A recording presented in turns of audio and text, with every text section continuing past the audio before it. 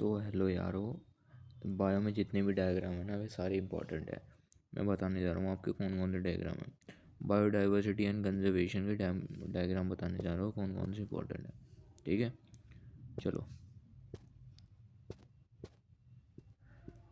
तो पहला डायग्राम आता है ये वाला।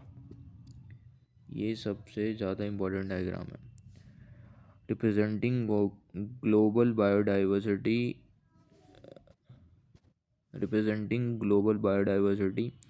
proportionate member of species and major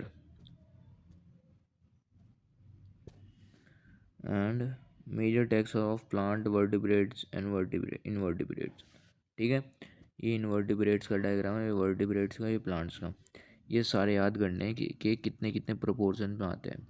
जैसे इंसेक्ट जो है वो सबसे ज़्यादा है, मोलस्क तीसरे पे है, सेकंड पे अदर एनिमल्स आ गए, क्रस्टेशियंस सबसे कम है। ठीक है, वर्टिब्रेट्स में ऐसे जैसे फिशेस सबसे ज़्यादा है, फिर बर्ड्स है, फिर रेप्टाइल्स है, फिर एम्फीबियंस है, फिर मैमल्स हैं। ठीक है, प्लांट्स में ऐसे याद कर लो कि सबसे ज़्यादा जोन सा फ्लावरिंग प्लांट सबसे ज़्यादा है, एंजियोस्पर्म्स, फिर उसके बाद फंजाई, फिर एल्गी, क्योंकि एल्गी तो 50% ऑक्सीजन देता है पूरे वर्ल्ड को। मॉसेस हो गए, फिर फंस एंड एलील्स हो गए, लाइकन्स हो गए। ठीक है, बहुत सारे डायग्राम है, सारे इंपॉर्टेंट है। मैं देख के बता रहा हूँ आपको सारे। जैसे ये डायग्राम सबसे इम्पोर्टेंट है क्योंकि इसमें पता चल रहा है कि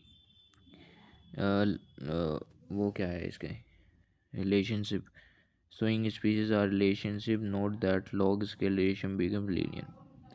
इसमें स्पीशीज बढ़ेगी किस हिसाब से स्पीशीज बढ़ती है, किस हिसाब से करती है।